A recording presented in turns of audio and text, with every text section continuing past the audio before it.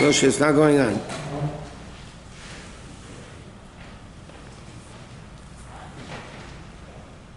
Now it is. Fine. Okay, this week we're going to learn the dinim of, we learned already the din of 3 weeks, 9 days. This week we're going to learn about Tishab. Now, normally, out of Tishab, which this year happens to be Shabbos, so it's different, but out of Tishab, there's a lot of more restrictions. There's a lot more restrictions than there is because it's Erev Tishab. Especially Erev Tishab in the afternoon, when the aura of Tishab is already coming into the world. So you have to be strict. The activities, you shouldn't go walking and leisurely things. And, you know, you have to eat. Normally, on a regular Tishab story, you normally daven mincha early. You have a meal before, you know, a meal. And then you have mincha, and then you go home and you have Suda Mafsekes. Suda Mafsekes actually means the breaking meal between the pre-fast and the fast. So normally you have an egg dipped in ashes with bread dipped in ashes, you sit on the floor. That's normally what's done in a regular Erev Tishab. Because this year Erev Tishab is Shabbos. So Shabbos, there's no signs of mourning whatsoever, especially in the Chassidish world. Years ago, it's interesting, many years ago, Shabbos Chazain, it's brought down in halacha, Shabbos Chazain, even if it wasn't Erev Tishab, they wouldn't even wear Shabbos clothing. They wouldn't even wear Shabbos clothing. They would wear the weekday clothing, and they would sing L'chadaiti to the tune of Eicha, and the Havdalah they would sing with the tune of Eicha. I mean, it was like a whole... but later on, the Chassidish world for sure, and then basically nowhere in the world today do they actually wear weekday garments. But even if it's Erev Tishab, the din is Shabbos is above any sign of mourning.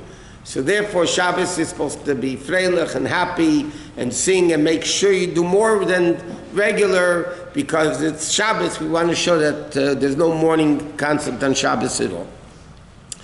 So, but nevertheless, so Friday night is a regular Friday night and Shabbos morning is Shabbos morning, the Haftarah is Shabbos Chazain, you know, with the regular stuff.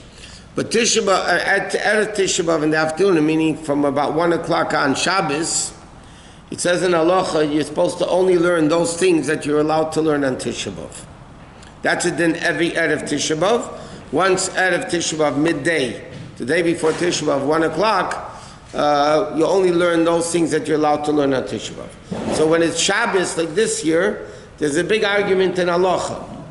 The Ramah says, no, you can learn whatever you want, and you say Pirkei Avos.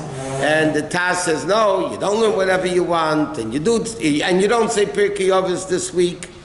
So Lepel, even though the Rebbe once spoke a Sikha that he says, according to the Alter Rebbe, we should be doing all those things on Shabbos.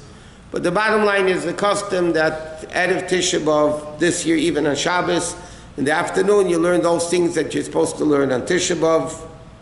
And therefore, all those things like Rambam or Chitas or whatever, all those Shiurim, Dafayemi, whatever you learn, should really be learned Shabbos before midday, before 1 o'clock. No, this week we don't say Pirkei Avos. That's our minig. The bottom line is, at one time the Rebbe said, I'm not telling you what the minig is, I'm going to go into my room, I'm going to do what I want, and you guys do what you want. That's what he said. But Lepel, the minig Lepel is... that we don't say Pirkei Avos in Shabbos. This Shabbos, skip it. The next week we say Peri Gimel. This week was Beis. Next week was supposed to be, this Shabbos is supposed to be Gimel, but instead we do Gimel next week. So there's no Pirkei Avos, Shabbos afternoon. Okay, but as far as the restrictions of fasting, Shabbos you're allowed to have meat a whole day. You're allowed to you're allowed to be happy and sing Zmiris and everything until sundown. Because sundown is when the fast actually begins. Okay, the fast actually begins at sundown. Therefore, you can eat. The Gemara's expression is even a meal like Shlomo HaMelech in his heyday, which was a very wealthy meal. There's no problem. You can have all those things on Shabbos. So Shabbos, there's no Suda Mafsekes. Okay, now. We mentioned it's a very interesting question, which a lot of people do. Today they have pills that you take to try to ease the fast, whether they're caffeine pills that are slow release pills that you take it and it's supposed to help out for people that have caffeine issues or other types of pills. So a lot of people take it before Tisha B'Av, before Yom Kippur. But the shaila is, am I allowed to take it on Shabbos?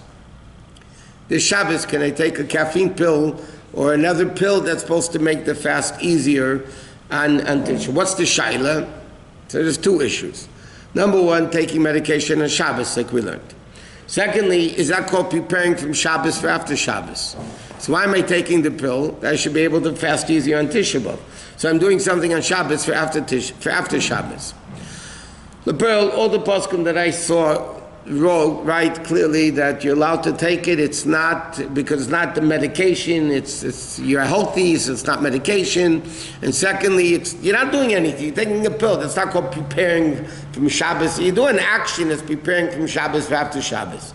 So the bottom line is that you're allowed to take those pills before Shabbos. On Shabbos before the fast, but again, you have to take it before sundown. But other things though, you're not allowed to prepare from Shabbos for after Shabbos.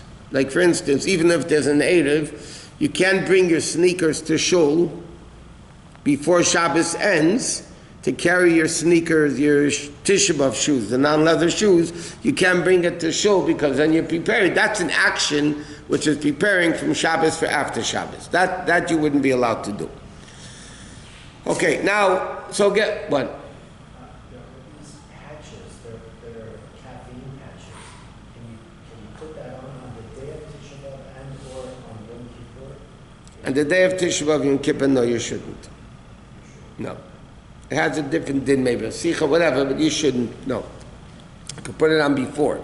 You have to mention that you have to. No, this year, it's because it's Shabbos, there's no egg and ashes, there's no egg, you just eat, you can eat meat literally a whole day until, it's not a good idea to be very thirsty, but you can eat whatever you want until Shkia. Shkia, you have to stop eating, because then fast of Tisha B'Av start. But all the other things, normally, on a regular Tisha B'Av, right?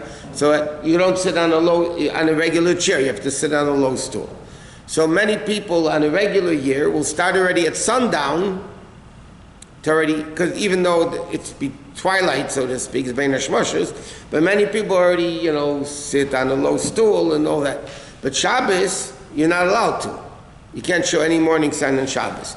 So Shabbos is actually not sitting on a regular chair and not doing things like wearing weekday clothing should not be until after Shabbos is over, which is nightfall. What? What do we do shoes? Huh? What do we do shoes? Shoes. Shoes? Leather shoes. I'm not wearing, even if there's an air, we should bring shoes.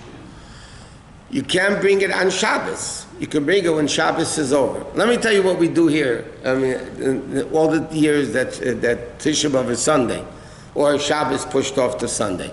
So basically next Shabbos, we're going to have regular Shabbos morning davening. We'll have a Kiddush. And then when you're allowed to daven Mincha, approximately 1:30, we're going to daven Mincha. And then everybody goes home, and you come back. I don't know what time Shkia is, 1 second. Shkia Tisha B'Av is, 1 second. What time is it? Okay. 8, no. Fast begins 7:52.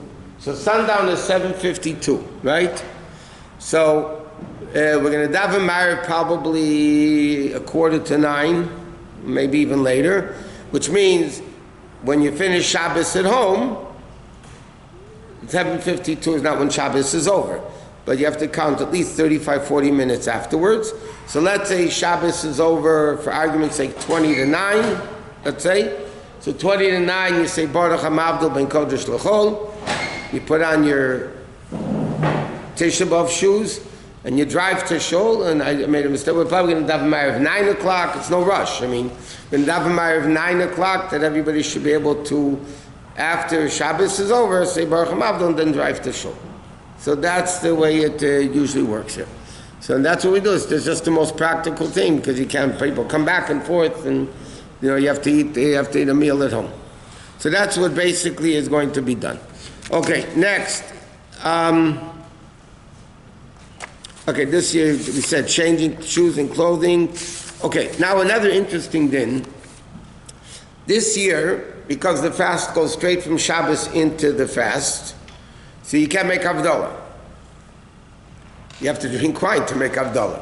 So in Shemon Esrei you say Atoch and Antanu, like you say every Saturday night, which is the biblical Havdalah, which allows you to do malacha, you can do work. The Havdalah and a cup of wine, we don't do until Sunday night. Till Sunday night, after the fast. You break your fast, you have to make Havdalah first. But, because there's a concept of making a Bere Me'ere Ha'esh Saturday night, it's really nothing to do with Havdalah. It's just because Adam Rishon created fire, figured out fire Saturday night. So what happens is, practically speaking, in all the shuls, after Ma'ariv is over, before they start Eicha, they light the Havdalah candle, everybody goes around the shul, everybody makes the Beit Me'erei Ha'esh.